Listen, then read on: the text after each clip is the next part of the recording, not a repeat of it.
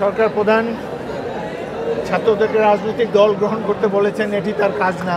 এই দেশের মানুষ অনেক হতাশ হয়ে পড়েছিল 15 বছরের দুঃশাসনে। কেউ আইন নিজের হাতে নেবে এটা আমরা চাই না। লালমোহনের যারা প্রকৌশলী রয়েছে ঢাকায়, তারা এখানে এসেছে ছাত্রছাত্রীদেরকে অনুপ্রাণিত করার জন্যে। আমরা তাদেরকে ভালো ডাক্তার, ইঞ্জিনিয়ার, প্রশাসক, শিক্ষক, খেলোয়াড়, কবি, সাহিত্যিক হবার জন্যে অনুপ্রেরণা যোগাতে এসেছি।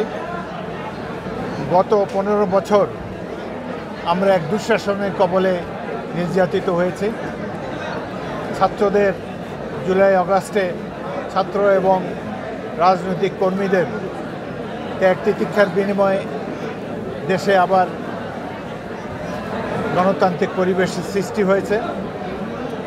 আমরা আশা করি অতি অল্প সময়ের মধ্যে একটি সুষ্ঠু নির্বাচন অনুষ্ঠিত হবে, যাতে করে বিগত সরকারের যে দুর্নীতি, খুন, গুম ইত্যাদি কলঙ্কজনক অধ্যায় রচিত হয়েছিল তার থেকে জনগণ মুক্তি পাবে।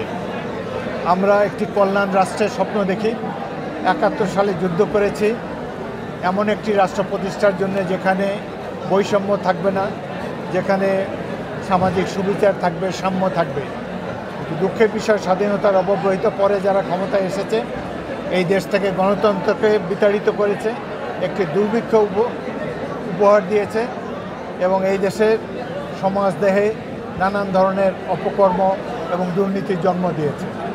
আমরা আশা করব প্রফেসর ইউনূসের নেতৃত্বে এই দেশের বর্তমান যে অন্তর্বর্তী সরকার রয়েছে তারা নিরপেক্ষভাবে একটি সুষ্ঠু নির্বাচনের আয়োজন করবে, যাতে করে জনগণ যাকে ইচ্ছা তাকে ভোট দিতে পারে, তারা তাদের পছন্দের দলকে বেছে নেবে রাষ্ট্র পরিচালনার জন্যে।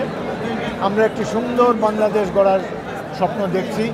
এই দেশের মানুষ অনেক হতাশ হয়ে পড়েছিল 15 বছরের দুঃশাসনে। এই ফ্যাসিস্ট সরকারের অবসানের ফলে আশা করি নতুন একটা সুযোগের দ্বার উন্মোচিত হয়েছে। আমরা একটি কল্যাণ রাষ্ট্র করতে পারবো বলে আশা করি।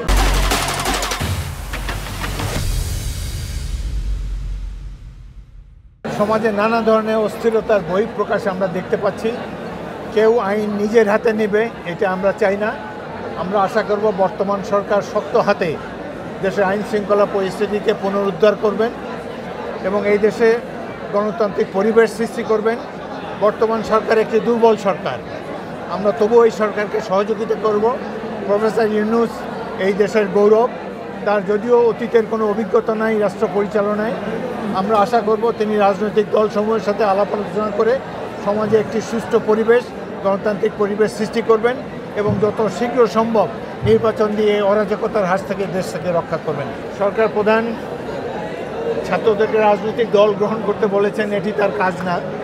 তিনি নিরপেক্ষ থাকবেন এটাই আমরা আশা করি এবং ছাত্রদেরকেও আমি অভিনন্দন জানাই যে তারা দুঃশাসন মুক্ত করার ক্ষেত্রে বলিষ্ঠ ভূমিকা রেখেছে। কিন্তু এখন তাদেরকে পড়ালেখায় ফিরে যেতে হবে, শিক্ষাঙ্গনে শিক্ষার উপযোগী পরিবেশ সৃষ্টি করতে হবে এবং বর্তমান সরকারের আমলে আইনশৃঙ্খলা পরিস্থিতি ঘোরতর অবনতি হয়েছে এবং দ্রব্যমূল্য জনগণের ক্রয়সীমার ঊর্ধ্বে চলে গিয়েছে। আমরা আশা করি সরকার অন্য সব দিকে থেকে মনোযোগ কমিয়ে দ্রুত নির্বাচন দেবার দিকে মনোযোগ দেবেন এবং দ্রব্যমূল্য জনগণের নিয়ন্ত্রণে আসার জন্য প্রয়োজনীয় ব্যবস্থা নেবেন। আমরা একটা সুন্দর সুশাসন দেখতে চাই, বিচার বিভাগের নিরপেক্ষতা চাই এবং কেউ যেন আইন নিজের হাতে তুলে না নিতে পারে সেই ধরনের একটা পরিবেশ দেখতে চাই। দেশে যখন দুর্বল সরকার, অনির্বাচিত সরকার থাকে তখন নানান ধরনের দুর্বৃত্তরা সুযোগের খোঁজে সমাজ দেখে নানান ধরনের বিশৃঙ্খলা ঘটায়।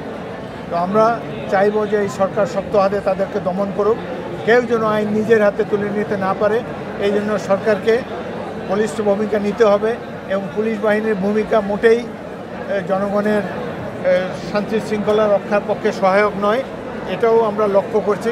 পুলিশ বাহিনীকে আরও অ্যাক্টিভ করতে হবে এবং তারা যাতে ভালোভাবে তাদের দায়িত্ব পালন করতে পারে সেই পরিবেশ আমাদেরকে সৃষ্টি করতে হবে।